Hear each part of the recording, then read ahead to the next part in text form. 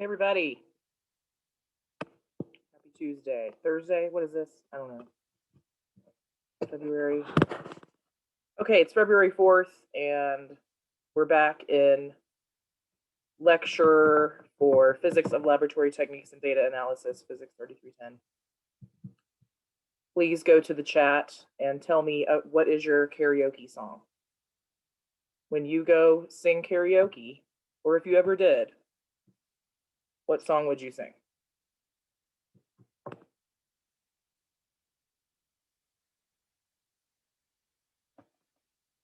And while you're doing that, I want to talk a little bit about lab, just about the class in general.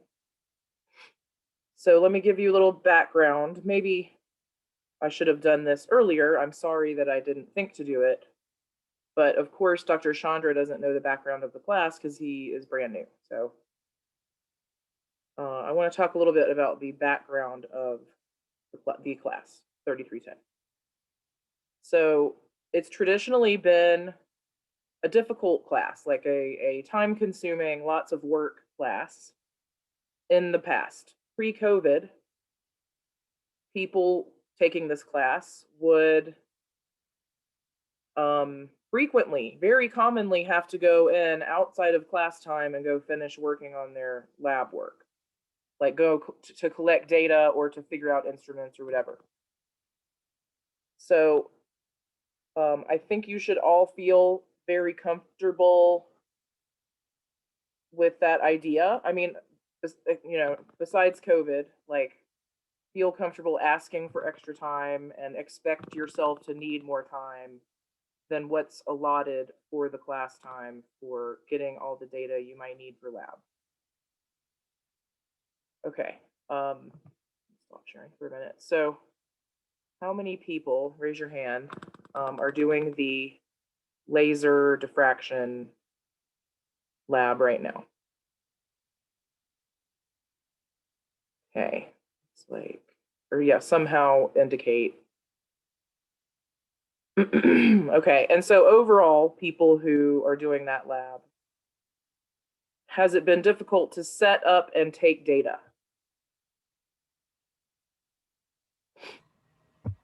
It's been hard trying to minimize errors with the placement of the laser and stuff like that. Okay. And just taking the data, doing like several distances to minimize, like statistically significant stuff. It just takes a while, that's all. Okay, time consuming, yeah, totally. Okay, people who are doing the electronics lab, can you indicate that in some way? I mean, it's obviously the other half. Okay, so those folks, how have you had some difficulty with equipment, like getting things set up, getting things to work? What do you, give me some feedback there. Well, I didn't have difficulties setting up the lab, but I didn't really get a chance to get it started because he had added some extra assignments from the last lab to this lab, so I had to kind of go back to the last lab and do some old stuff. Okay. So not counting that. Sorry, go ahead, Veronica. I didn't have any problems like setting it up or getting it set up or anything, but like about halfway through my experiment, they changed part of it, like halfway through. So now I have to go back on Friday and do it all over again. Okay. So I mean that kind of sucks having to, and I don't know if anybody else had that problem, but like right towards the end they decided to change the capacitor on us. So I don't know if anybody else had that issue, but I was like partway done. And now I have to go back and rework all my stuff. Why did they change the capacitor? It wasn't working for some, like, I don't know if we all had the same exact capacitor at first, but they changed it so we all had it because I think some capacitors weren't working for other people's setup. So they changed it. Okay. All right. So not counting the last minute changes and having to redo last week's stuff, would you be able to finish, you think, on time during lab without those things? Uh, I was having weird equipment stops, so I couldn't get the last circuit to read properly. Yeah, that's always an issue with lab. Yeah, always a possibility. Also, he forgot to tell us about taking the measurements of the aluminum cube until about 10 minutes before class ended. Okay. But I think that was I- just my room. I think the only problem that I've had has just been going into lab without totally understanding exactly what's expected. So I usually have to take a little bit of time, figure out exactly what the goal is. And that's not, I mean, like, I don't really have a problem with that, but that is usually why I end up having to come back a second day. I feel like if I had I mean, I have to do a pre-lab to really dig into the nitty gritty before showing up. I would probably be able to finish everything in the one class period that we're given. That would probably be the only thing that I might like to try, just to see if that helps. Good feedback. Okay. Well, I really appreciate. Go ahead. Yeah. What else, Alex? I just wanted to add this. The night before lab, I was checking out As You Learn, and he had updated it with the assignments that now he clearly meant to be for next week's lab, but he just labeled them as due next lab without a specific date. And in my head, I thought, oh no, this is due tomorrow, and I had to stay up until about 4 a.m. trying to get it done so I would have something to turn in. And then he never even mentioned that they're due next week. So that wasn't fun. Yeah, that sucks. Yeah, so if you could like switch to just using actual dates instead of things like due next lab, I think that would help clear up in that area. Yeah, it sounds like things that would help would not be a big deal and could be small changes and small suggestions to go a long way. So thank you for your feedback, and I will communicate all of this along. Okay, we are going to need to switch to actual class. So thank you. If you have more stuff to say in that regard, feel free to email me or put it in the chat, or stay after and we can talk about it after class. So next on our agenda is wanted to remind you, sorry about having to change the student support hour at the last minute. I had family stuff going on. So that's going to be today at 5 o'clock after class. If you have issues with your Python homework 0.5, I'm happy to help then, or if you can't come then and you need help with that or anything else, let me know. We can find another time. Do y'all have questions?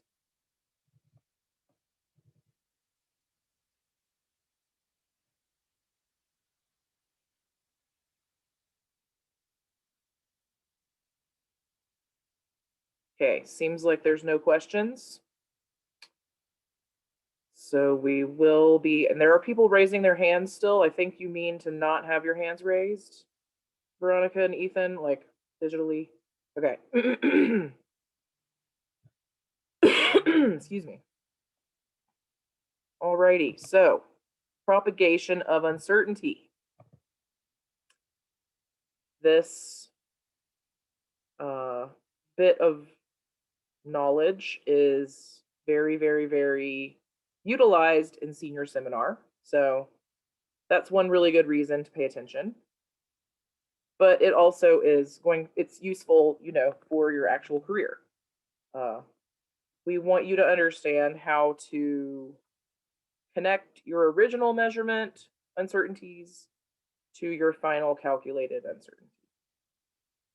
So going back to our example, if we were measuring the speed of light, let's say over a very long distance for a very long time, we would measure that distance, let's call it L. Okay, and it's going to have some uncertainty, delta L. And then we measure the time T, and it's going to have some uncertainty, delta T. Okay, and then to find the actual velocity, the speed of light, we would take the length and divide by the time. Take the length and divide by the time. For the uncertainty in the velocity, what do we do with delta L and delta T? That's the question that we're wanting to answer today for an arbitrary situation, not just this situation. What do I do with that? Those delta L's and delta T's, those measurement uncertainties, how do I propagate them to find the final uncertainty? And wait, why do I care about the final uncertainty? Anybody remind me?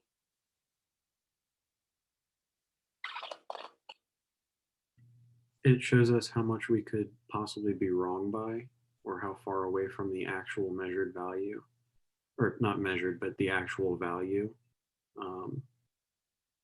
We might be. Yeah, we expect to be incorrect within a range, right? Yeah, exactly. So that's how much we expect to be incorrect. We can't do any better than that because we don't have the instruments right now. But we do know it's within that range somewhere.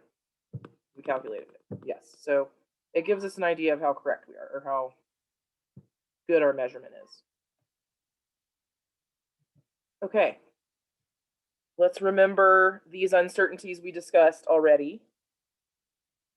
We have percent uncertainty, fractional uncertainty, and absolute uncertainty. Percent uncertainty is used quite often in propagation of uncertainty. Fractional uncertainty is used for calculating final uncertainty. And of course, we're going to see absolute uncertainties often as well. Sometimes we report a percent, sometimes we report an absolute. F is an arbitrary quantity here. Physical quantity. Any questions so far? Mainly review.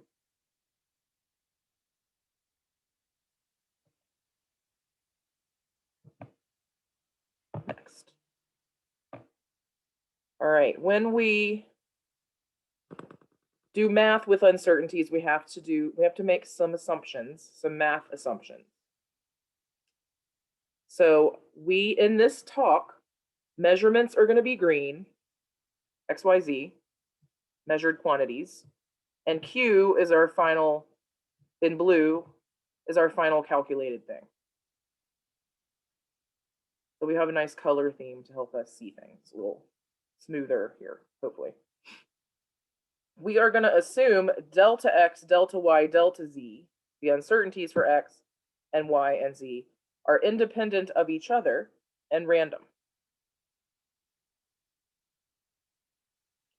So independent means X uncertainty does not affect Y uncertainty, and Y uncertainty does not affect Z uncertainty, and Z uncertainty does not affect X uncertainty, and in the backwards direction as well.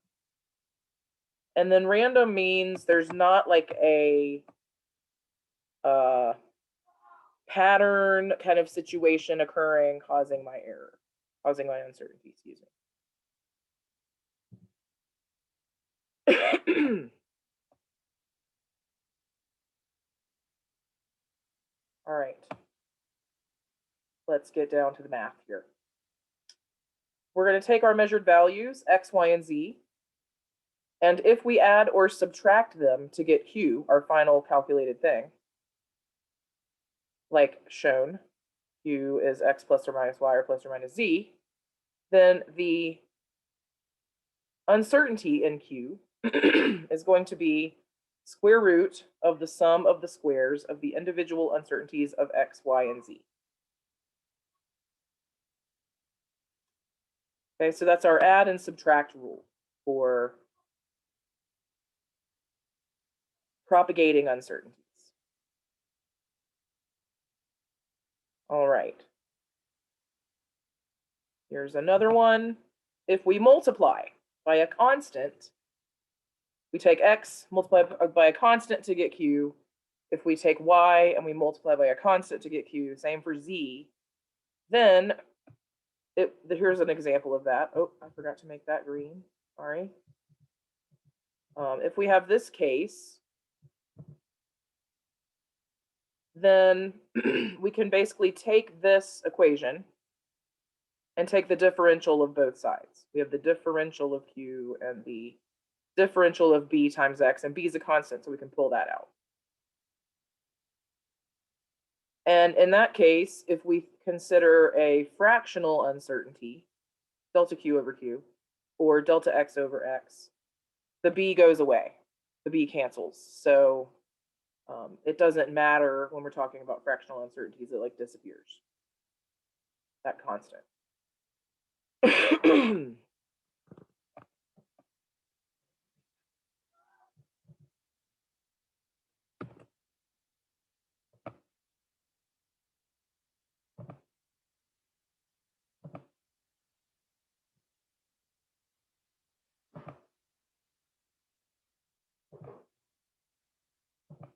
Okay, that was bugging me. Thanks for waiting. All right. Any questions about adding to get Q or multiplying by a constant to get Q? All right, then we have an example with averaging here. See if we can make this a little bigger.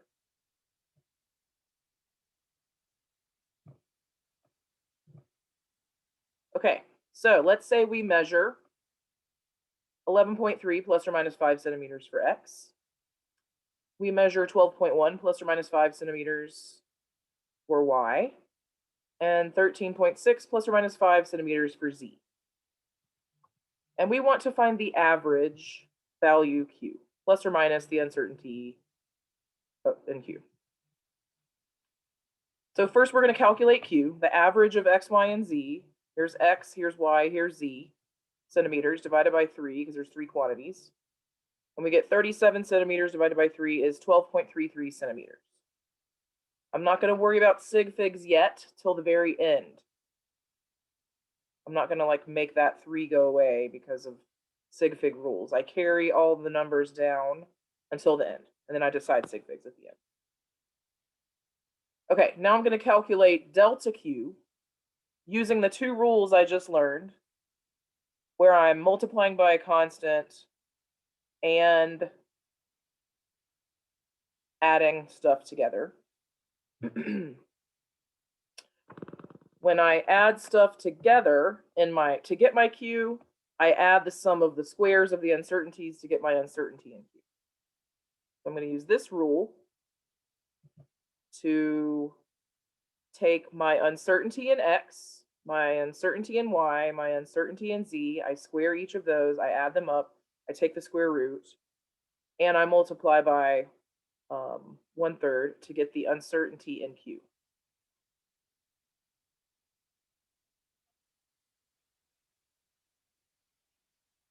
Okay, so I have a value of 12.33 centimeters plus or minus 0.289 centimeters, but I know that my final uncertainty has to have 1 sig fig. So I know I need to round that up to 0.3. Okay, and then my final answer, my final value has to have a matching precision to my uncertainty. So I take that 12.33 and I round, the 3 doesn't round up, so I keep 12.3. And my final answer is Q plus or minus delta Q is 12.3 plus or minus 0.3 centimeters. Do we have questions?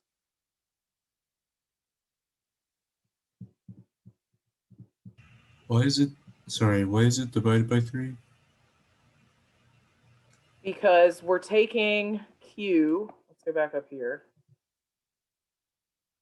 We're taking Q and finding, we're finding delta Q based on delta X. So since we're not dividing by Q or dividing by X, the B constant doesn't go away. Q in our case is find the average. So it's 1/3 times x plus y plus z. So for our example, Q is equal to x plus y plus z, where b is 1/3. Okay, so I'm going to take delta Q is equal to delta times 1/3 times x plus y plus z. And I'm going to get 1/3 times the square root of the squares of x, y, and z, which I don't think I'll have time to type out right here.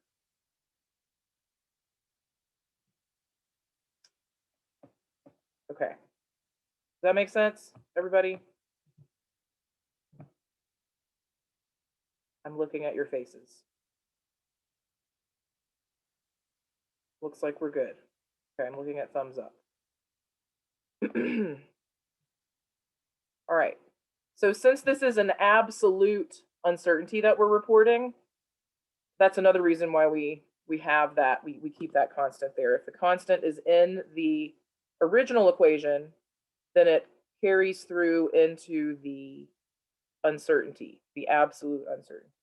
If that was a fractional uncertainty or a percent uncertainty, then we would be dividing by the same constant and it would cancel. Okay. All right, like I said, you want to keep all your values like point whatever, 0.3337897 until the very last step, and then you decide on narrowing down to 1 sig fig for your uncertainty. And if you're doing multiple math steps, like if you have some kind of polynomial x plus 2 squared kind of thing with other things, you want to follow the regular order of operations with your main value and with the uncertainty values, propagating uncertainty values. Okay, I'm going to send you some files over chat, and we're going to go into breakout rooms, and I'm going to ask you some questions.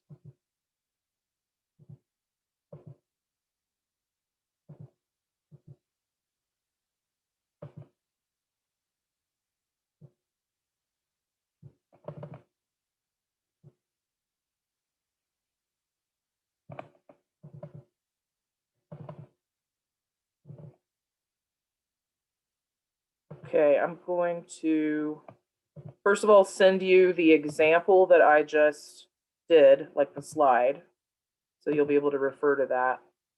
And then I'm sending some problems for you to work on in your breakout rooms. So 1 PDF, 1 Word document.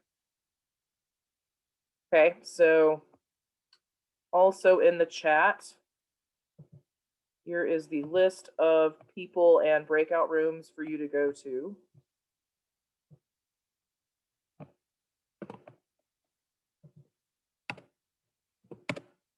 Okay, hopefully you can see that. And opening breakout rooms now.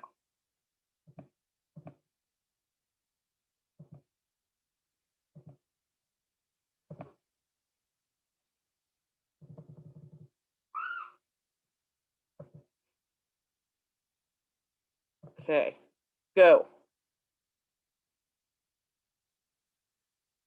That work?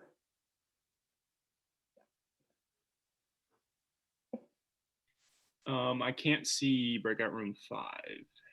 And I can't see breakout room 6. I just can't see breakout rooms at all. What in the hay? There's always Well, something weird. Yeah, we Okay, can't see. I can always assign you myself. I will do that. Sorry that there's always some kind of issue here.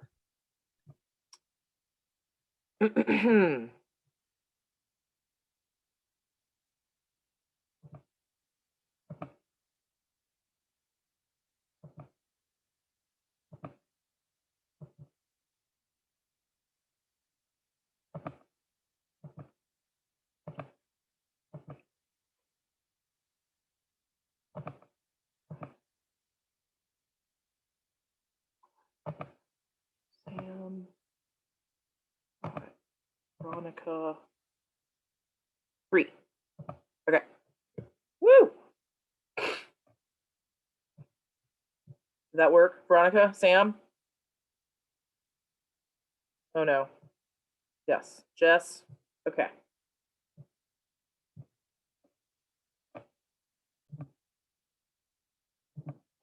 Did y'all get to an answer for A or B?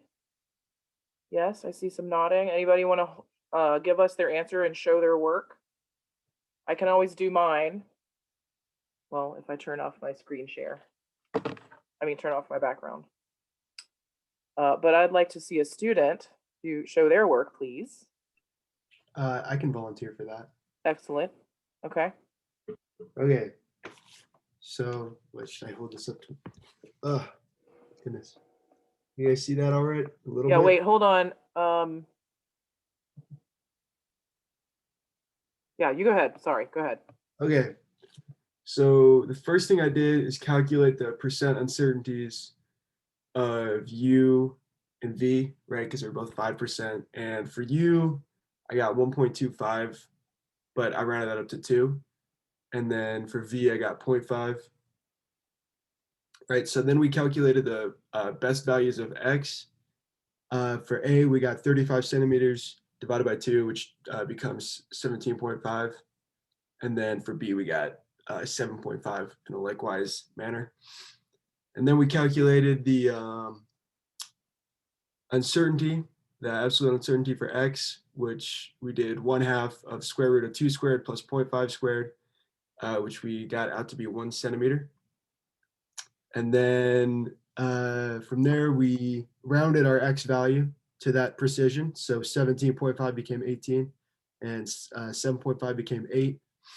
And then in order to find the percent uncertainty, we divided 1 centimeter over 18 centimeters and 1 centimeter over 8 centimeters and got 5.56% for A, which we rounded to 6%, and 12.5% for B, which we rounded to 13%. But we weren't 100% sure on how to round percent uncertainty.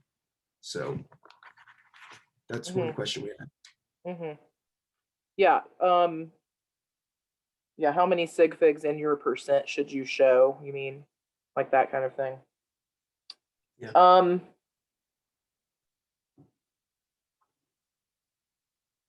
I'm not totally sure. I will think about that and see if I can find some kind of rule somewhere. That was on our homework too, right? Oh, it was? Like homework Okay. 1. Yeah, I think we had like percent for like some of the answers. They were in like percent, so I didn't know what to do. So I just. Okay. All right. Yeah. I Good did what questions. I That's did what I something that's thought the not book really says for the explained. homework. I'm not sure if that's like how you want it, since the book also says to round down from the uncertainties in certain places. So for those in the homework, I just put both what the book said and what you said. Okay. Yeah. Yeah, it's a decision-making process when you have to just, figure out if you're rounding up or rounding down. So, yeah, okay. Put the explanations and, explain why you made decisions on the homework, and that will totally count. Okay, Henry, I believe that was correct. I will post a version of that so everybody can see it. One thing you didn't mention, can you hold up your paper one more time, Henry? I Yes, think can. you had the same uncertainty, the same delta X for A and for B, right? Can you elaborate on why that is the case?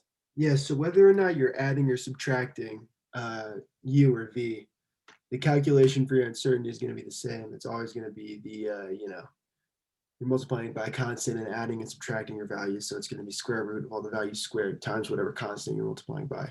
And you multiply by the same constant in both cases. Yeah. Okay. Thank you. All right. I'm going to talk a little bit more about uncertainties because there's a few more rules we need to go through here. What if we multiply X and Y and Z with each other to get Q? So we're adding like a little bit more complexity here. what if Q is some kind of quotient like this, like xy divided by z, product and a quotient. In this case, we work with fractional uncertainties. When we're multiplying and dividing our measured values in green to get our final quantity Q in blue, we do a similar step like we showed before, but now we're doing it with fractional uncertainties instead of absolute uncertainties. And it doesn't matter if we're multiplying all these together or dividing all of them with each other. Either way, we add their uncertainties. Notice that if we didn't do this, the units would be really messed up. So that's why we use this fancy average, this sum of quadrature, because we get the same units as you know, what our final uncertainty should have. And it's really hard to do that with multiplying and dividing things. So in order to make sure our units work out, we take percentages basically and add those up. They're not really percentages because we're not multiplying by 100, but we're taking unitless things and adding those up to get our uncertainty in this case. Because the units would be really weird if we didn't. Okay. Let's say we have x to or y or z to a power to get q, raised to a power, where the power n here is an integer value. Well, not an integer, a constant, excuse me. If that's the case, then our fractional uncertainty for our final value, our final calculated blue value q, is going to be our fractional uncertainty for our measured value x times that power, times that constant. I'm going to change that to constant, not integer. It doesn't have to be an integer. Sometimes we get those confused. Sorry. Questions about quotients, products, powers?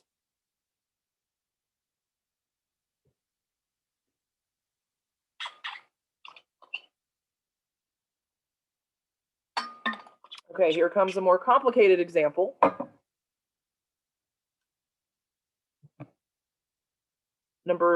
Chapter 3, number 23 from Taylor. In an experiment, a student takes measurements. Those are shown in green. They measure mass, 1.1 plus or minus 0.01 kilograms, 1.10 plus or minus 0.01 kilograms. They measure a radius, 0.250 plus or minus 0.005 meters. And they measure an angular velocity of 21.5 plus or minus 0.4 radians per second. And they're going to calculate L, the angular momentum. And that's equal to 1/2 mr squared omega. So they're going to calculate L and they're going to calculate delta L. And now we have a squared thing in there. And these things are multiplied together instead of added to each other. So we're going to step through a little slowly, maybe a little bit slower than last time, to calculate delta L. L, we know how to do that. We just plug in the numbers. Calculate L. To find delta L, it's a couple more steps. Okay, so I put the measured values up here at the top left. Here's the equation we're using to find L. So to find L in blue, we multiply 1/2 times the mass times the radius squared times the omega value. And we get 0.739 kilograms meters squared per second. We're not going to round anything yet. We're going to wait till the end. to see what our precision is of our uncertainty. And then we will fix the sig figs of that later. Okay, so here was the rule about if Q was a product or a quotient, then delta Q over Q is the sum of the fractional uncertainties squared. Square root of the sum of the fractional uncertainties squared. Okay, so that means in our case, Q is L, because we're finding this final value L. So that's our Q, that's our blue thing. And then we're going to say X is M. X is the mass. Z is the angular velocity, omega, little omega. And then Y is, sorry, I said that wrong. Y is angular velocity. Z is radius squared. Okay, so we have X is M. Where we have Z showing is R squared. And then the last one is Y is omega squared. Okay, so it's the same thing. It's just like not in the same order, written in the same order. Okay, so we have a squared thing here. Over here, delta M, we know that. That's 0.01 kilograms. M is 1.10 kilograms. Delta omega is 0.4 radians per second. Omega is 21.5 radians per second. We can plug those right in. What is delta R squared? Do we just square R? Do we do a delta of something? What is that? Okay, so I'm going to go to another slide here to show you what's going on just with this term, the one with the squared. And notice this is fractional uncertainty, so this 1/2 goes away. We don't care about the 1/2. It disappears because there's a 1/2 on the top and the bottom, and it cancels. Okay, so with that squared situation, we have to use this rule where we have our measured quantity to a power.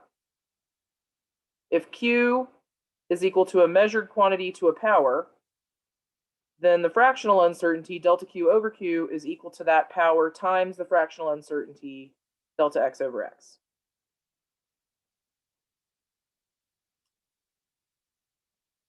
So we can use this rule to basically say, instead of writing it this way, delta R squared over R squared, we can take that in and put it in front of the delta X over X, in front of the delta R over R, to find that the uncertainty related to the quantity to the power.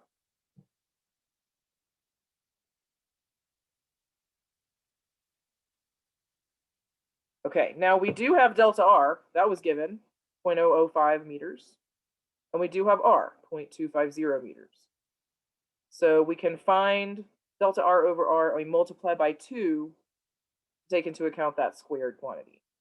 And we get 0.04 is our fractional uncertainty for that term in the previous slide.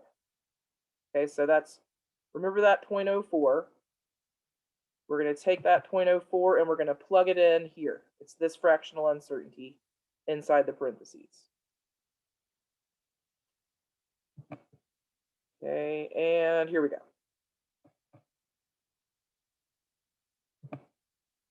That's bigger.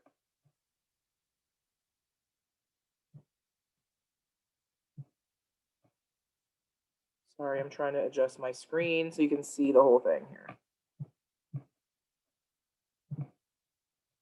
All right, so that's what we did. Here's the fractional uncertainty equation that we learned about for a product. We're doing a product. Here, X is M, Y is omega, and Z is R squared. So we have R squared, delta R squared over R squared. We have delta omega over omega, delta M over M. And we know that delta R squared over R squared is 0.04. We found that on the previous slide. and then we can plug in these other, we can substitute these other quantities, and we get a final delta L of 0.045 as far as our calculation. So we have 0.739 kilograms meters squared per second plus or minus 0.05 kilograms meters squared per second. So we need to round this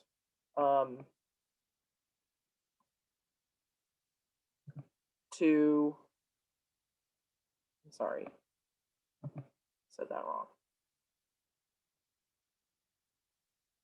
This was delta L over L here.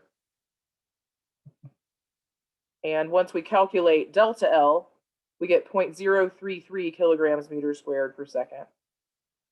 So we know that needs to be 1 sig fig. We round that up to 0.04. And then we take our 0.739 and make the precisions match, and we get 0.74 plus or minus 0.04 kilograms meters squared per second.